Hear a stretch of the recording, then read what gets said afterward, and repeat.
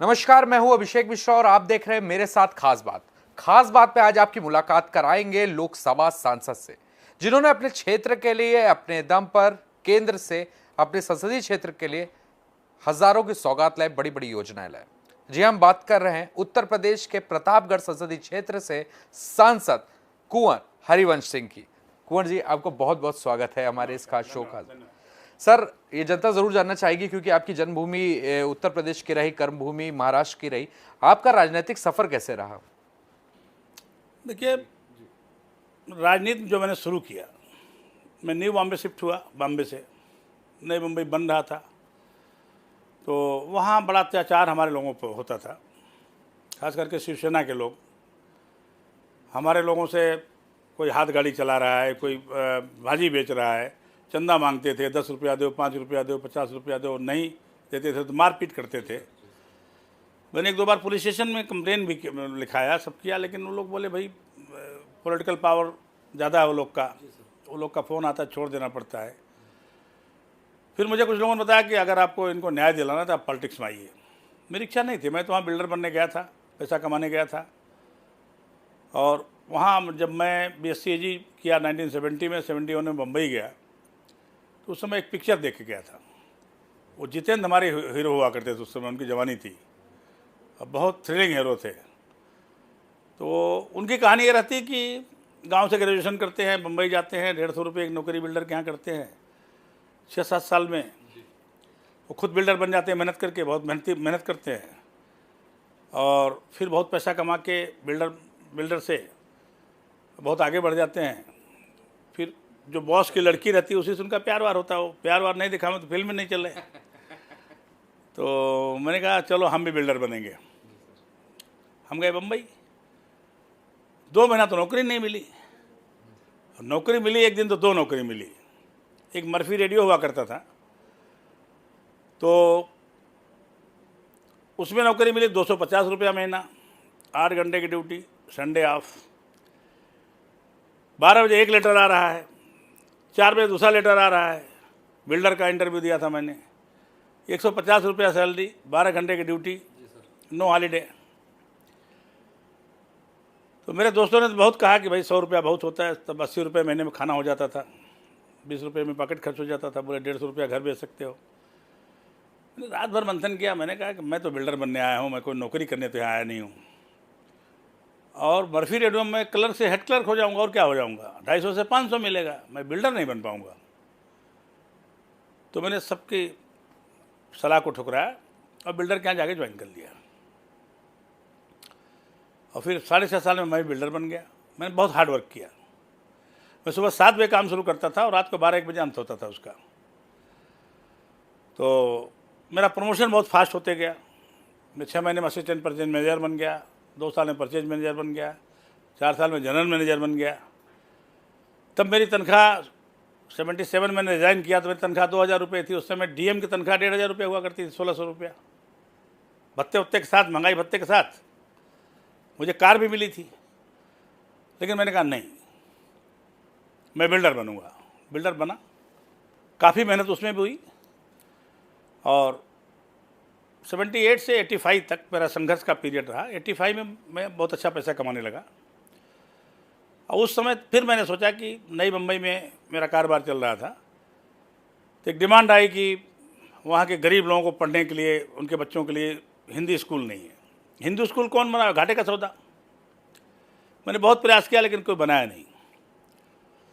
तो मैं साईं बाबा का भक्त हूँ, तो साईनाथ एजुकेशन ट्रस्ट की मैंने स्थापना किया, और साईनाथ हिंदी हाई स्कूल की स्थापना किया, साईनाथ प्राइमरी स्कूल की स्थापना किया। सबके बच्चे वहाँ पढ़ने लगे, फैसिलिटी हो गई। फिर Sainath English medium school, Sainath junior college, degree college, post graduate college. आज एक वहाँ KG से PG तक अपने स्कूल में बच्चे पढ़ते हैं, कॉलेज में पढ़ते हैं। 93 में मेरी पत्नी ने कहा कि गरीबों के लिए एक अस्पताल होना चाहिए, चैरिटेबल हॉस्पिटल, क्योंकि गरीबों के लिए ट्रीटमेंट हो नहीं पाता है, तो हम आपका रहेगा तो हो जाएगा। तो उन्हीं के नाम से, इंद्रावती सिंह उनका नाम था, तो इंद्रावती हॉस्पिटल हमने स्थापित किया। पूरा नाम इंद्रावती सिंह चैरिटेबल हॉस्पिटल है, और वहाँ से लाखों लोगों की जान बची। पहले वो 2 माले का था, अभी 5 साल पहले वो गुजर गई हैं। उनके पैसे पड़े थे, अपना पैसा वगैरह लगा के मैंने अभी 9 महले की बिल्डिंग खड़ी किया और सभी तरह की फैसिलिटी है, गरीबों के फ्री ट्रीटमेंट हो जाते हैं। सर ये तो मुंबई का रहा, आप क्योंकि सांसद अब उत्तर प्रदेश से हैं, आप यहाँ के भी हैं, उत्तर प्रदेश के लिए आपने अपने संसदीय क्षेत्र के लिए नहीं, देखिए ऐसा है कि हमारा जिला जौनपुर है, मैं प्रतापगढ़ सांसद हूँ।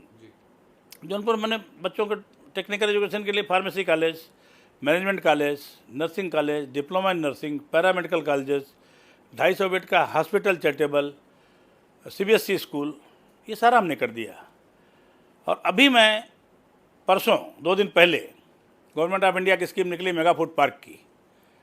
लास्ट ईयर मैंने कोशिश किया था, लेकिन लास्ट ईयर हमारी कुछ कमियां थी, हमको नॉलेज नहीं था। इस साल हमने भर दिया है परसों, और वो 475 करोड़ रुपए का प्रोजेक्ट है। आप देखेंगे कि जो हमारी भाजी, हमारे फल, हमारा जो अनाज वगैरह पैदा होता है 30 से 40% सड़ जाता है।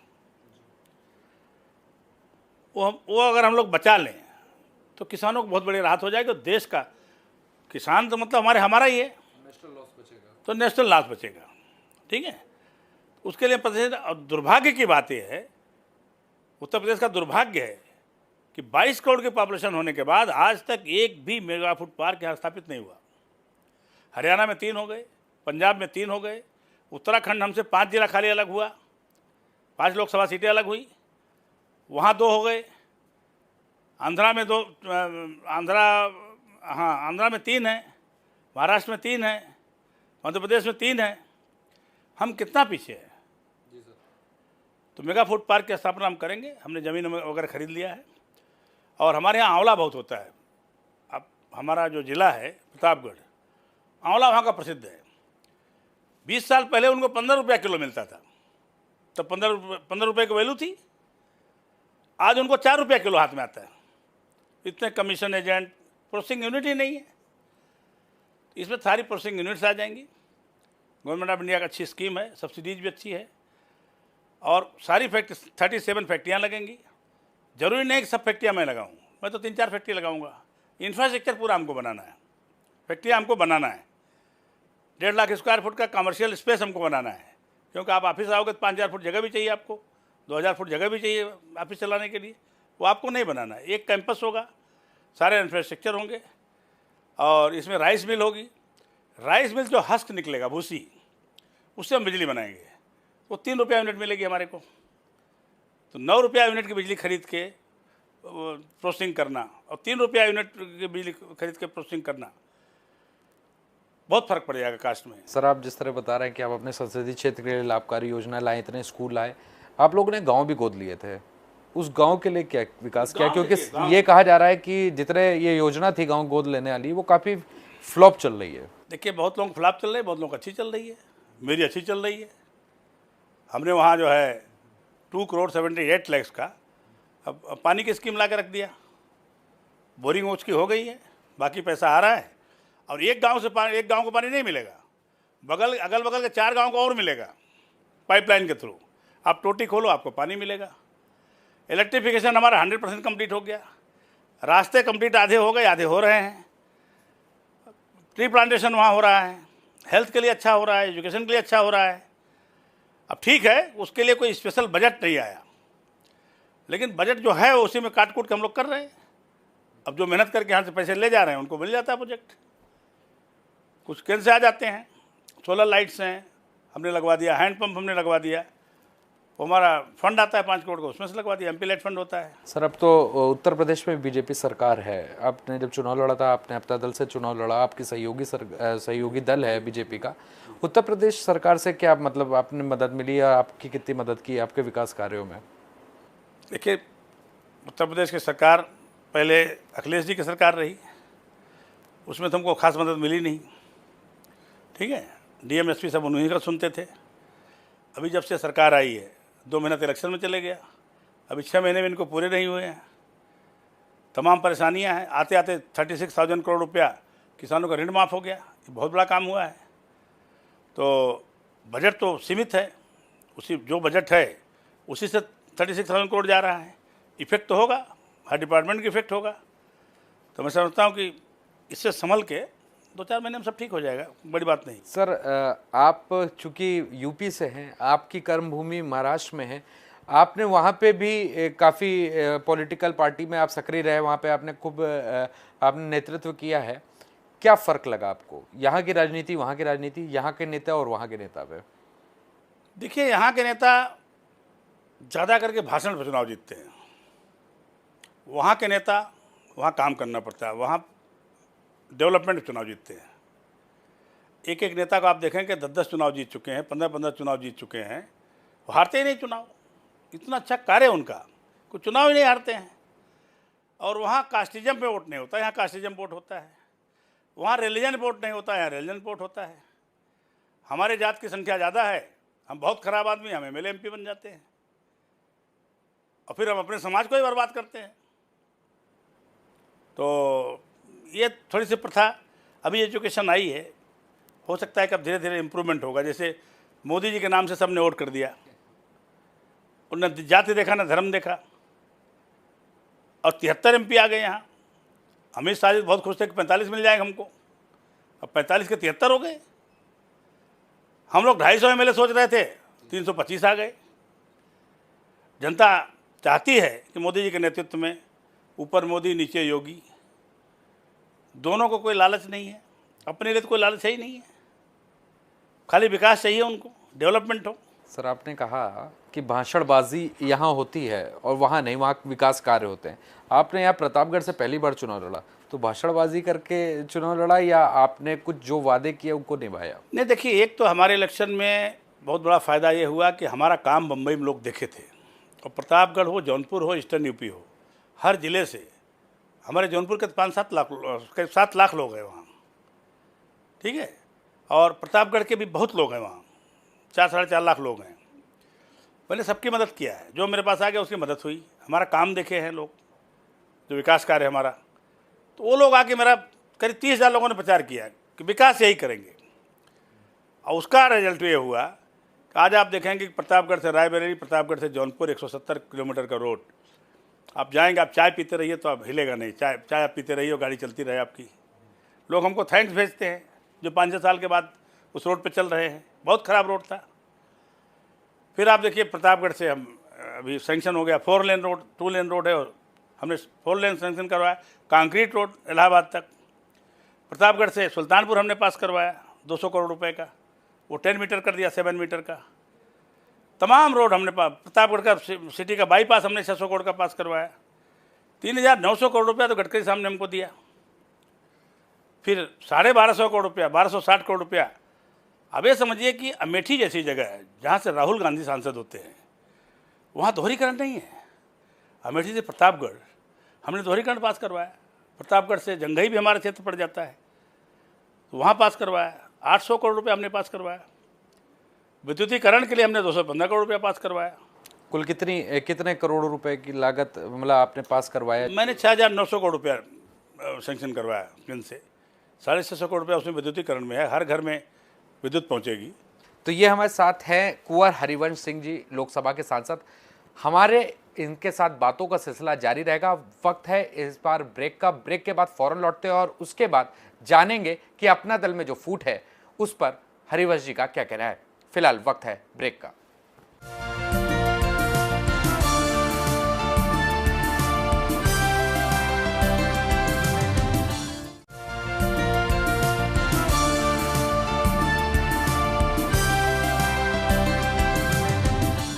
स्वागत है एक बार फिर आपका। हमारे साथ हैं कुंवर हरिवंश सिंह जी।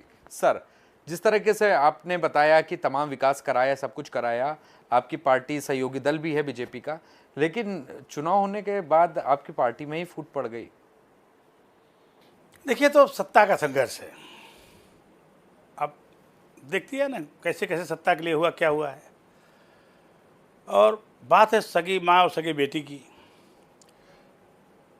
मेरा अनुप्रिया जी से ये कहना था कि आपकी माँ है, इन्होंने हमको सिंबल दिया है, हमारे ऊपर एक एहसान है इनका। इनको राष्ट्रीय अध्यक्ष बने रहे तो बाकी आपको तो मंत्री बनना है। आप मंत्री बन के नहीं, आपने मंत्री बनने के बाद आपका बयान आया कि आप नाराज थे काफ़ी कि भाई ये तो हमारी राष्ट्रीय अध्यक्ष है, नहीं, इनको सदस्यता से हटा दिया गया। ठीक है, उस समय वही परिस्थिति थी कि उनको हमारी राष्ट्रीय अध्यक्ष जो थी उन्होंने मतलब हटा दिया था, कैंसिल कर दिया था उनका, मतलब जो सदस्यता वगैरह कैंसिल कर दी थी। उस समय तो वही परिस्थिति थी।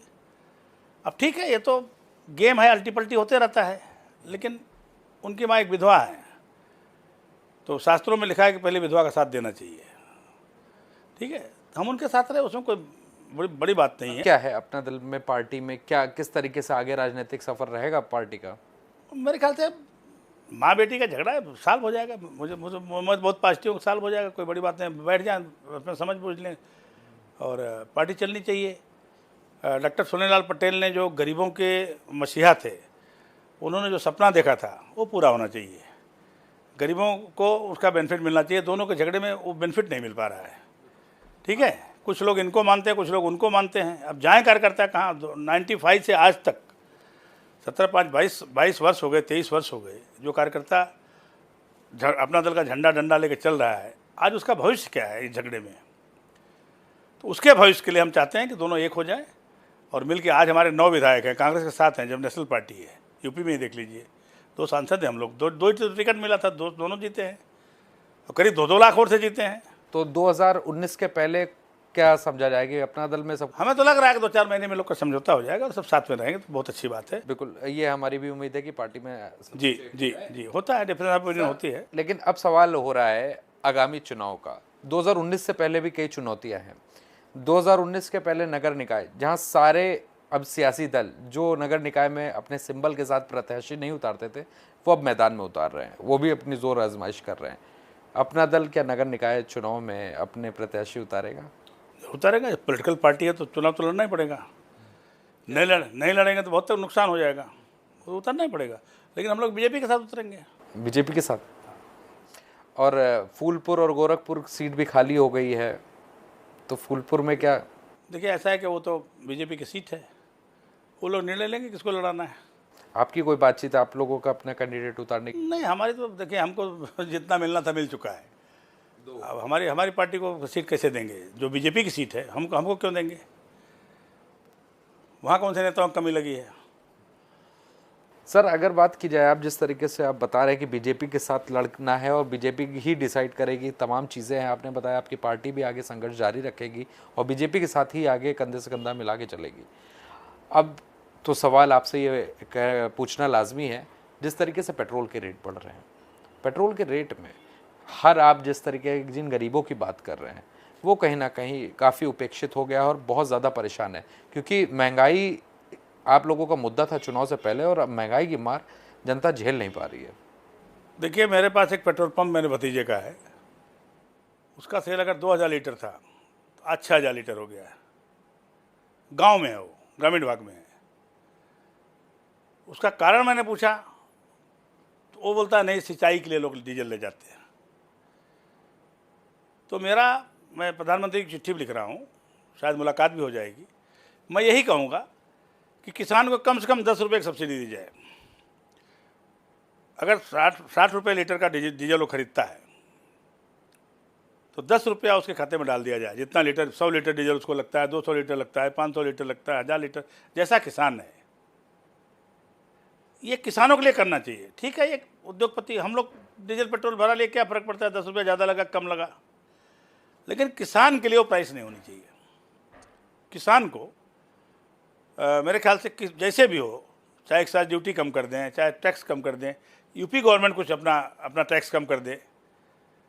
तो आज तो उत्तर प्रदेश में तो कम से कम बहुत ही भयंकर सूखा दिखाई पड़ रहा है, क्योंकि धान अभी एकदम तैयार है, जवानी पर है, अभी उसमें दाने पड़ेंगे और उस समय अगर पानी की कमी हो जाए तो बहुत तकलीफ है। अच्छा, बारिश कम हुई है तो नीचे ज़मीन में पानी भी नहीं है, आप अपना पंपिंग सेट चलाइए तो पानी छोड़ दे रहा है वो भी। हैंडपम्प तो बहुत से बेकार हो गए हैं, जो 60 फीट की बोरिंग थी उसमें पानी नहीं आ रहा है, अब 120 फीट की बोरिंग में हम लोग जा रहे हैं, रिबोर वगैरह हो रहा है। तो अगला समस्या पानी की है। खाना आपको मिल जाएगा, पानी नहीं मिलेगा। कहीं उत्तर प्रदेश अरबिस्तान न बन जाए। तो पानी के लिए इनको बहुत कुछ करना पड़ेगा, पानी के लिए बहुत बड़ी बड़ी योजनाएं लानी पड़ेंगी। पानी जो नदियों में बह के चला जाता है उनको गाँव की तरफ डाइवर्ट करना पड़ेगा, वो चाहे पाइपलाइन से करें, चाहे कैनाल के माध्यम से करें। कम से कम गांव के आजकल तालाब नहीं भरते हैं। हम लोग अपने बचपन में 3-3 घंटा नहाते थे।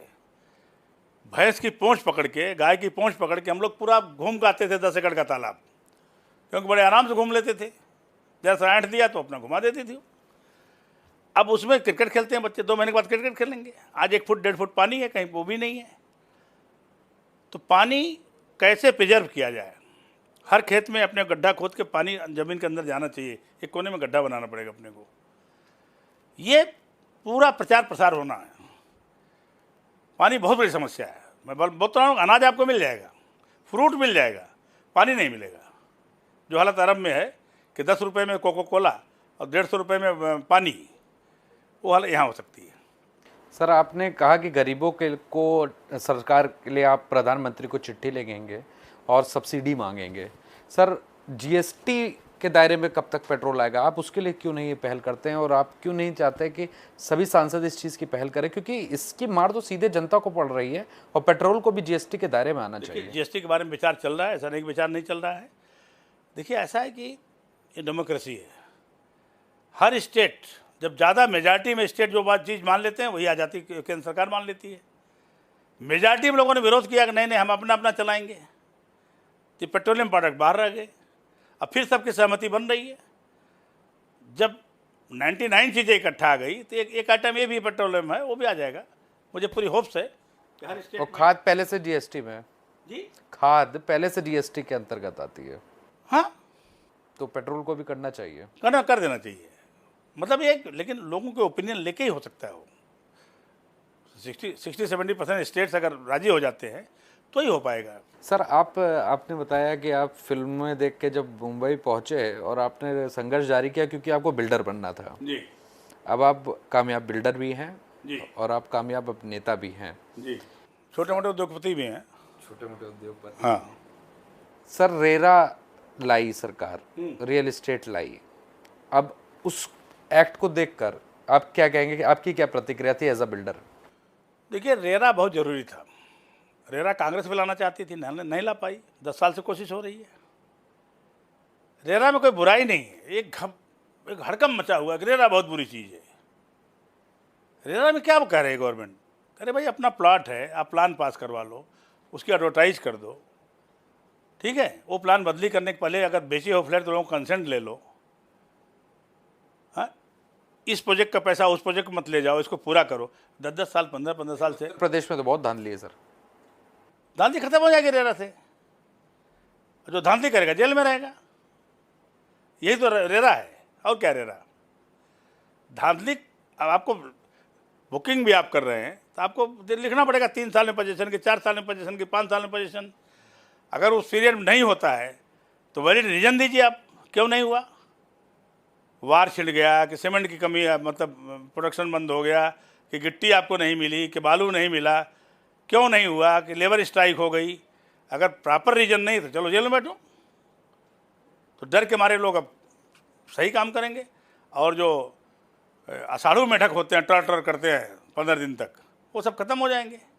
अब अच्छे लोग काम करेंगे। आप अगर फ्लैट बुक करेंगे तो आपको फ्लैट टाइम से मिलेगा, अच्छी क्वालिटी मिलेगी। इसमें क्या बुरा है? सर, आपकी बातों से तो ये चीज़ बहुत समझ में आई कि आप बहुत ज़मीनी रहे हैं और आपका जो अपब्रिंगिंग हुई, जिसे कहा कहते हैं, जब आप बचपन से बढ़ाए गए, जो संस्कार आपको मिले, ये आपको किससे मिले और आपके जीवन में किसकी छाप है? देखिए, हमारे दादाजी बहुत रईस जमींदार थे। उस समय श्री प्रकाश जी जो 1948-49 में केंद्रीय मंत्री रहे, बाद में तमिलनाडु के गवर्नर रहे और यहाँ के गवर्नर रहे, अपना महाराष्ट्र के गवर्नर रहे। वो हमारे ग्रैंडफादर के साथ पढ़े थे। तो उस समय मैं तो बच्चा था एकदम। ये 2 बार मेरे घर आते थे। इनके साथ डॉक्टर संपूर्णानंद चीफ मिनिस्टर हुए थे। लालू शास्त्री जी उनके प्राइवेट सेक्रेटरी हुआ करते थे उस समय। और ये सब आते थे हमारे यहाँ। उस समय जब 1-2 कार देखने के लिए लोग पूरा गांव जुट जाता था, तब 100-100 गाड़ियाँ आती थी, मेरा बगीचा भर जाता था गाड़ियों से। पुलिस की गाड़ियाँ, डीएम की गाड़ियाँ, ये वो सब, ठीक है। तो संस्कार तो हमको दादाजी से मिला है। और बाद में दादाजी गुजर गए, मेरे पिताजी गुजर गए, चाचा गुजर गए। मैं 4 साल का था, छोटा भाई 1 साल था, पिताजी गुजर गए। माँ ने संघर्ष करके पढ़ाया लिखाया और मैंने प्रतिज्ञा किया था कि हमने अपनी खोई हुई प्रतिष्ठा को मैं वापस लाऊंगा। उसके लिए अपने जीवन का सुख मैंने त्याग दिया और आज मैं मेरा पार्लियामेंट हूँ। ऐसा नहीं मैं 3 चुनाव हारा, लेकिन एक जिद थी कि मुझे पार्लियामेंट जाना है तो जाना है। तो किसी ऑथर ने लिखा है कि where there is will there is way. किसी ने नहीं कहा कि मैं एमपी बन पाऊंगा 3 लोकसभा हारने के बाद, लेकिन ईश्वर की कृपा, दूसरी मोदी जी की कृपा, हम 2.25 लाख वोट चुन के चले गए। अब हारते थे तो 14,000 20,000 से हारते थे। उन्हें 3-3 लाख वोट पा के हमारे चुनाव नहीं भाग्य में था उस समय। आपकी कहानी पूरी फिल्मी है फिल्म बन सकती है बढ़िया। फिल्मी है तो आपको गाने में भी रुचि होगी, और अब हमने तो ये भी सुना है कि भाई आप गाना भी गाते हाँ, गाना गाता हूँ, ठीक गाता हूँ। तो आप अपने जीवन के कौन सा ऐसा गाना आपको लगता है कि आप गुनगुनाते ज़्यादा और आपको सबसे ज़्यादा पसंद है, वो हमारे दर्शकों के लिए ज़रूर गुनगुना दें। देखिए, गाना तो ऐसा है कि जब हम लोग जाते थे बम्बई तो 11 महीना वहाँ रहते थे और 1 महीने के लिए छुट्टी मिलती थी। तो 2-3 दिन जब रह जाता था जाने के लिए तो औरतें बड़ा परेशान हो जाती थी। कौन औरत अपने हस्बैंड के साथ नहीं रहना चाहिए। तो वो जो गाना गाती थी, जो भाव है, वो मैं आपको सुना रहा हूँ। रेलिया बैरन पिया के लिए जाई हो, रेलिया बैरन, रेलिया बैरन पिया के लिए जाई हो, रेलिया बैरन। वो रेल को दोष देती है। जौने टिकसवा से पिया मुर जई हैं, जौने टिकसवा से, टिकट नहीं करे, टिकस कह रही है, गाँव में टिकस कहा जाता है। जौने टिकसवा से पिया मुर जई हैं, बरसे पानी टिकस गली जाई हो, रेलिया बैरन, रेलिया बैरन पिया के लिए जाई हो, रेलिया बै। आगे जो सोचती है फिर कि 11 महीना वहाँ रहते हैं, 1 महीना यहाँ रहते हैं, भाई कहीं कहीं प्यार वार तो वहाँ नहीं हुआ है, क्या है। वो कहती है कि जौने सवतिया का पिया मोर आशिक, जौने सवतिया का पिया मोर आशिक, तड़के बिजली सवत मरी जाई हो, रेलिया बैरन, रेलिया बैरन पिया के लिए जाई हो, रेलिया बैरन। लास्ट में उसका फिर दिल नहीं मानता है तो कहती है कि जौने सहरवा में पिया मुर नौकर, जौने सहरवा में पिया मुर नौकर, लागे आगे शहर जरी जाई हो, रेलिया बैरन, रेलिया बैरन। अच्छा, हम लोग की भी इच्छा रहती थी कि हम लोग रहें भाई, कौन पत्नी के साथ नहीं रह चाहता, लेकिन होता यह था कि भाई नौकरी छूट जाएगी तो घर नहीं चल पाएगा, सब बेकार हो जाएगा। तो नौकरी तो करना ही करना था, इसलिए सब लोग जाते थे अपना और फिर आते थे, करते कराते अब तो सब बहुत अच्छा हो गया। आप अपने लिए समय निकालते हैं अभी भी संगीत के लिए? नहीं, संगीत नहीं, समय हमारे पास नहीं है। बिल्कुल। तो ये हमारे साथ थे कुंवर हरिवंश सिंह जी, एक जिंदा दिल इंसान, एक ऐसा व्यक्ति जो गरीबों के लिए काम कर रहा है, एक कामयाब उद्योगपति और बिल्डर जो आज अपने उन पैसों से, अपने कर्मों से कमाए हुए पैसे से गरीबों के उत्थान के लिए लगा रहा है, अपने पहुंच, अपने रसूख से भी गरीबों को फायदा पहुंचा रहा है। तो ये शख्सियत थी हमारे साथ बात करने के लिए आपका बहुत बहुत शुक्रिया। अगली बार आपकी मुलाकात कराएंगे एक और नई शख्सियत से। फिलहाल हमें और हमारी टीम को दीजिए इजाजत और खबरों के लिए देखते रहिए लाइव टुडे।